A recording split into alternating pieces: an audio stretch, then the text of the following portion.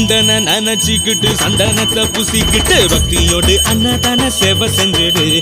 பக்தியோடு அன்னதான சேவை செஞ்சிடு. கந்தனை நினைச்சுக்கிட்டு சந்தனத்தை புசிக்கிட்டு பக்தியோடு அன்னதான சேவை செஞ்சிடு. சக்தி விரதம் நீயும் தட்டாமையடு. கந்த வேலுண்டு காக்க கவலைய வீடு.